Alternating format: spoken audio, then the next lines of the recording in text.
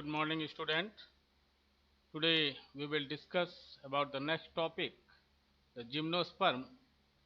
Gymno means naked and sperma means seed. Those plants which have naked seed are called gymnosperm due to the lack of ovary. They do not have ovary wall or ovary, so they are naked, not covered by any membrane or just like in angiosperm, a seed is present in the fruit. They gymnosperm seeds are naked. Gymnosperms include medium-sized trees or tall trees and shrubs. One of the gymnosperm, the giant redwood tree sequoia, is one of the tallest tree species. Its height near about 115 meter. That means it is longest, it is tallest, and it is taller than eucalyptus, which is near about 100 meters. The roots are generally tap roots. Roots in some genera have fungal association in the form of mycorrhiza Pinus. Pinus की root में आप देखते हैं कि वहाँ पर fungi अगर पाए जाते हैं, फंजाई पाइनस की रूट के साथ रहते हैं, this association is called mycorrhiza. तो इसको आप डिफाइन कर सकते हैं, the association between the fungi and the root of higher plant like pinus is known as mycorrhiza. while in some other cycas, small specialized roots called coralloid roots are associated with nitrogen fixing cyanobacteria.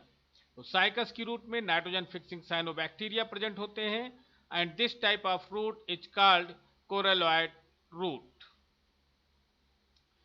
Stem की बात करें कि external feature की study कर रहे हैं हम लोग, तो ये इसके पहले हम लोगों ने रूट देखा.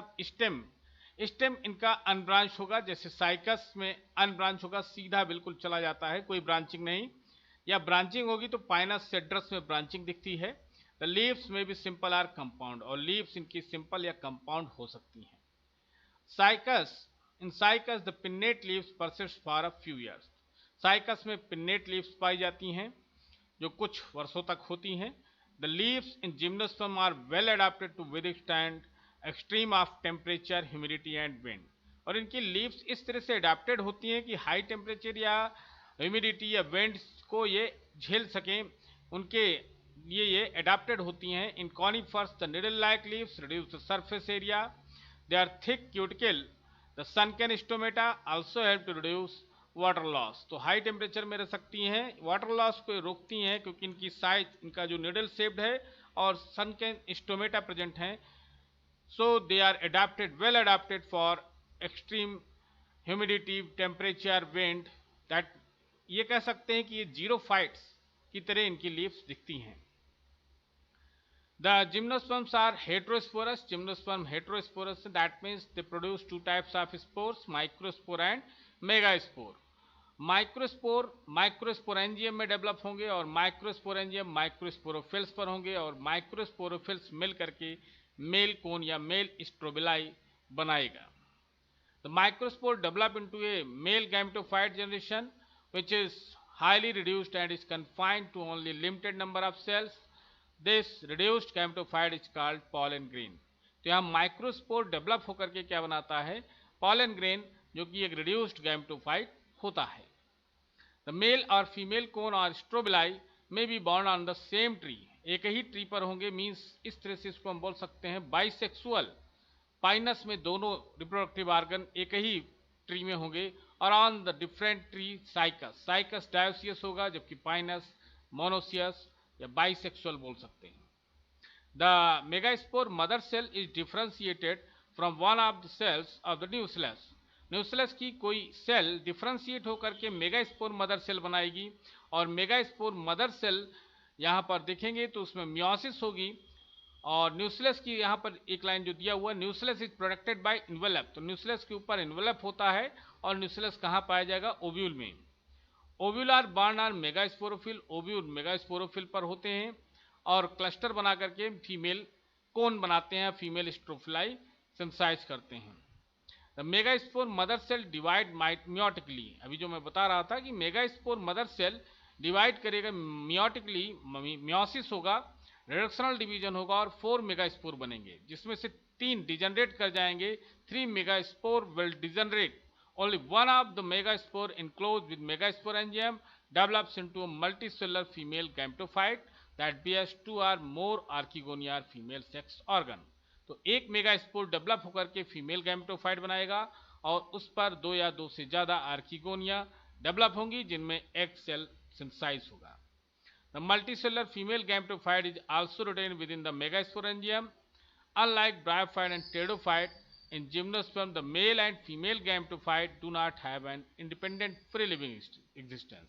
तो यहाँ पर इनको सेफ्टी मिल गई, अंदर ये पाए जाएंगे female gametophyte is also retain within the megasporangium. तो मेगास्पोरेंजियम के अंदर है, ना कि ये इंडिपेंडेंट जैसे कि ब्रायोफाइट और टेडोफाइट में आपने देखा। They remain within the sporangia retain on the sporophytes. तो ये स्पोरेंजिया के अंदर बने रहेंगे स्पोरोफाइट्स में। The pollen grain is release from microsporangium, pollen grain microsporangium से रिलीज होगा। They are carried in air current, यहाँ वेंट पॉलिनेशन होगा एयर करंट के थ्रू, पॉलन ग्रेन पहुंचेगा कहाँ पर, मेगास्पोरोफिल के ओव्यूल्स पर, जहां पर होंगी archegonia female reproductive part. The pollen tube carrying the male gametes, यहाँ पॉलन ट्यूब फॉर्मेशन होगा और वो मेल गैमीट को लेकर आर्किगोनिया की तरफ जाएंगी और डिस्चार्ज करेंगी वहां पर, जिससे कि वो एग को फर्टिलाइज करेगा मेल गैमीट, और फर्टिलाइजेशन के बाद जाइगोट डेवलपमेंट होगा, जाइगोट डेवलप होकर के एम्ब्रियो बनाएगा एंड ओव्यूल सीड में कन्वर्ट होगा। लेकिन यहाँ पर ओवरी वाल या ओवरी एब्सेंट है, इसलिए सीड यहाँ पर नेकेड होंगे, आर नॉट कवर्ड। इसके बाद सिग्निफिकेंस ऑफ जिम्नोस्पर्म एनसीईआरटी में नहीं है, फिर भी आपके यहाँ पूछा जाता है, एग्जाम में आता है, तो आप कम से कम 3 या 4 इंपॉर्टेंस इसके याद रखें। जैसे यहाँ पर provide food and habitat, forest prevent soil erosion, reduce greenhouse effect gases,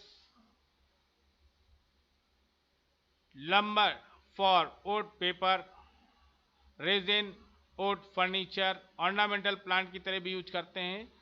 food यहाँ पर pine nuts, they are used as ornamental plants like cycas, pinus. Medicinal plant भी है, इफेड्रीन, इफेड्रा से मिलेगी ये मेडिसिन, इफेड्रीन एल्कोलॉइड मिलता है, that is used in asthma, cold and bronchitis.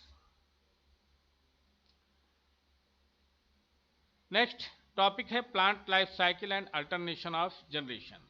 तो प्लांट लाइफ साइकिल में आपने देखा हैप्लॉइड और हैप्लॉइड के बाद फिर डिप्लॉइड, फिर हैप्लॉइड, फिर diploid.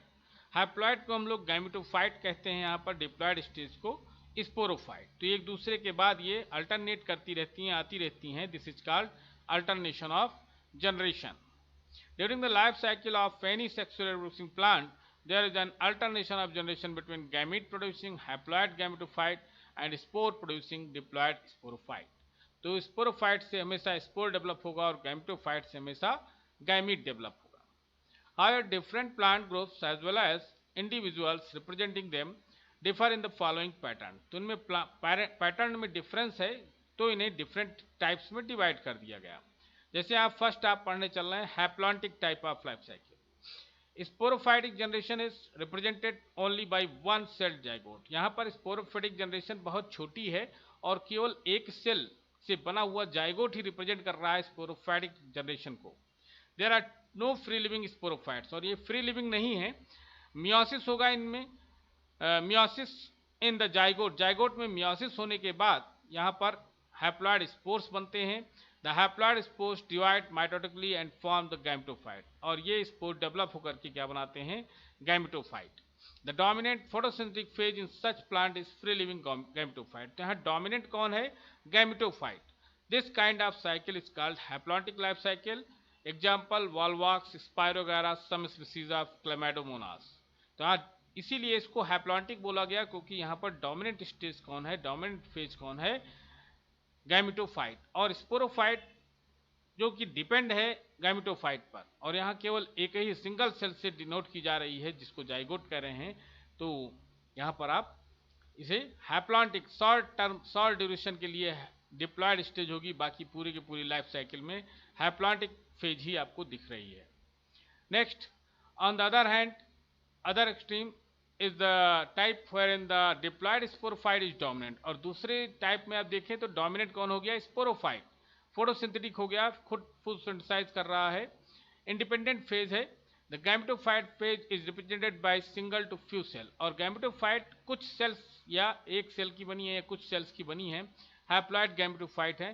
This kind of life cycle is called diplontic life cycle. All seed bearing plant जैसे कि जिम्नोस्पर्म, एंजियोस्पर्म है, ये इस पैटर्न को शो करती हैं डिप्लॉन्टिक में, सीडेड प्लांट्स आते हैं। लास्ट थर्ड टाइप है हैप्लोडिप्लॉन्टिक टाइप, और ये आपको देखने को मिलता है ब्रायोफाइट्स एंड टेरिडोफाइट्स में। यहाँ पर बोथ फेजेस मल्टीसेलुलर हैं, ऑफन फ्री लिविंग होंगी, however they differ in their dominant phase, लेकिन जो डोमिनेंट फेज है उसमें ये डिफर कर रहे हैं। तो ब्रायोफाइट में अलग होगा डोमिनेंट, और टेरिडोफाइट में अलग डोमिनेंट स्टेज होगी। Dominant independent photosynthetic thyroid or erect phase is represented by a haploid gametophyte, and it alternates with the short-lived multicellular sporophyte, totally or partially depend on the gametophyte for its anchorage and nutrition। तो यहाँ पर dominant कौन है, gametophyte dominant है, और sporophyte उस पर partially totally depend है, किसके लिए, एंकरेज और न्यूट्रिशन के लिए। और इस तरह का लाइफ साइकिल कहाँ मिलेगा, ब्रायोफाइट्स में। तो हैप्लोडिप्लॉन्टिक तो है ही दोनों, ब्रायोफाइट टेरिडोफाइट दोनों, लेकिन डिफरेंस कहाँ है, डोमिनेंट फेज में ब्रायोफाइट में डोमिनेंट कौन होगा, गैमेटोफाइट। ब्रायोफाइटा में डोमिनेंट कौन होगा, गैमेटोफाइट स्टेज, और स्पोरोफाइट उस पर डिपेंड होगा। The diploid sporophyte is represented by dominant independent photosynthetic, और अब दोबारा आप देखेंगे तो डोमिनेंट कौन है यहाँ पर, स्पोरोफाइट डोमिनेंट हो गया, vascular plant body, it but short lived haploid gametophyte such as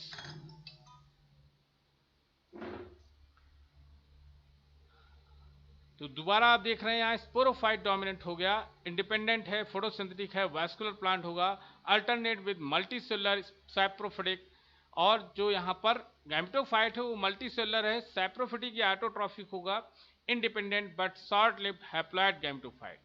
such a pattern is known as haplodiplontic type of life cycle. All pteridophyte exhibit this pattern. तो इस पैटर्न को pteridophyte show कर रहे हैं, यहाँ पर दोनों इंडिपेंडेंट है इस केस में, और डोमिनेंट कौन होगा, स्पोरोफाइट डोमिनेंट होगा। तो इस तरह से आप देखेंगे कि यहाँ पर टेरिडोफाइट में both stages are independent and the dominant phase in bryophyte, bryophyte में कौन सा डोमिनेंट है, तो यहाँ पर डोमिनेंट है ब्रायोफाइट में गैमेटोफाइट, और स्पोरोफाइट इस पर टोटली या पार्शियली डिपेंड है, जबकि टेरिडोफाइट में डोमिनेंट है स्पोरोफाइट, और यहाँ दोनों इंडिपेंडेंट हैं। तो ये आपका यहाँ पर, और एक केस आपको और पढ़ना है यहाँ, एक्सेप्शनल केस, जिसमें आप जानते हैं कि एल्गी, ज़्यादातर एल्गी आप देखोगे most of the algae are haplontic, ये हैप्लॉन्टिक टाइप का लाइफ साइकिल शो करते हैं, लेकिन सम ऑफ देम, कुछ एक्सेप्शन है एल्गी में, एक्टोकार्पस, पॉलीसाइफोनिया, केल्प, ये तीनों याद कर लेंगे, ectocarpus, polysiphonia, kelp are haplodiplontic, ये हैप्लोडिप्लॉन्टिक टाइप का लाइफ साइकिल शो करेंगे। एंड फ्यूकस, जो कि ये भी एक अलगा है, फ्यूकस भी आप जानते हो, फ्योफाइसी में रखा गया है, एंड एल्गा इज डिप्लॉन्टिक। तो यहाँ पर एल्गी देख रहे हैं तीनों टाइप का शो कर रहे हैं, ज़्यादातर एल्गी हैप्लॉन्टिक हैं, और हैप्लोडिप्लॉन्टिक में इक्टोकार्पस, पॉलीसाइफोनिया, कैल्प्स हैं, और फ्यूकस यहाँ पर डिप्लॉन्टिक है। तो ये कॉम्पिटिटिव एग्जाम में ज़्यादा पूछा जाता है, और यहाँ पर आप लिख सकते हो अगर आपको याद है तो, जब भी आपसे लॉन्ग टाइप में पूछा जाए कि लाइफ साइकिल के टाइप्स बताइए, हैप्लॉन्टिक डिप्लॉन्टिक क्या है, विद डायग्राम आता है आपके एग्जाम में, तो आप इसका डायग्राम भी अच्छे से प्रिपेयर करेंगे। डायग्राम की बात करें तो हैप्लॉन्टिक लाइफ साइकिल डायग्राम आप देख रहे हैं, इसमें हैप्लॉयड स्टेज ज़्यादा टाइम के लिए है, मीन्स, और हैप्लॉयड स्टेज डोमिनेंट है, और जो स्पोरोफाइट स्टेज है वो आप देख रहे हैं यहाँ पर, वो बहुत कम समय के लिए है।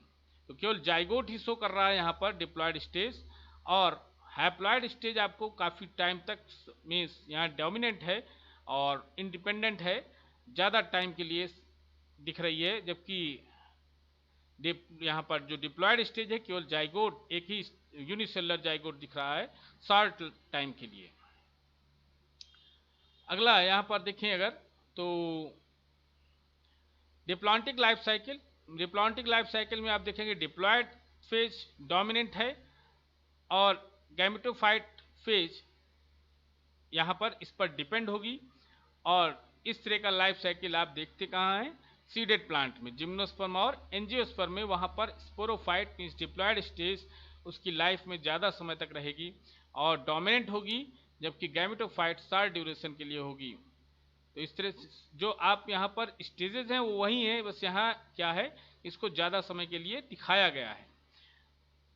जो सीक्वेंस है वो वही है। स्पोरोफाइट में स्पोरोफाइट से स्पोर बनेंगे और स्पोर डेवलप होके क्या बनाएंगे, गैमेटोफाइट। गैमेटोफाइट में गैमेटोजेनेसिस होगी और बनेंगे क्या, यहाँ पर स्पोरोफाइट ये, और उसके बाद मियोसिस होगी तो क्या बनेगा, गैमेटोफाइट। गैमेटोफाइट में फिर गैमेट्स बनेंगे और सिनगैमी होगा फिर जाइगोट। तो इस तरह से ये बार बार ये प्रोसेस होती रहती है। नेक्स्ट आप देखेंगे हैप्लोडिप्लॉन्टिक। हैप्लोडिप्लॉन्टिक में हाफ से स्पोरोफाइट और हाफ गैमेटोफाइट स्टेज आपको दिखेगी। यहाँ पर हैप्लोडिप्लॉन्टिक में अलग अलग केसेस आपने देखा, ब्रायोफाइट और टेरिडोफाइट दोनों शो कर रहे हैं हैप्लोडिप्लॉन्टिक टाइप का लाइफ साइकिल। ब्रायोफाइट में डोमिनेंट है स्पोरोफाइट, जबकि टेरिडोफाइट में आप देख रहे हैं दोनों इंडिपेंडेंट है। स्पोरोफाइट यहाँ पर हाफ कवर कर रहा है और हाफ गैमेटोफाइट, और टेरिडोफाइट में आपने देखा कि वहाँ पर स्पोरोफाइट डोमिनेंट था, जबकि ब्रायोफाइट में गैमेटोफाइट डोमिनेंट था। और टेरिडोफाइट में हमने देखा दोनों इंडिपेंडेंट हैं, दोनों फोटोसेंट्रिक हैं। तो इस तरह से हैप्लोडिप्लॉन्टिक में लाइफ साइकिल में आप देख रहे हैं कि दोनों इंडिपेंडेंट हैं यहाँ पर, और दोनों यहाँ पर इक्वल लगभग near about equal time spend कर रहे हैं, दोनों मिल रहे हैं इसकी लाइफ साइकिल में। तो इस तरह से आपका ये first chapter plant kingdom chapter 3rd chapter आपका कवर होता है।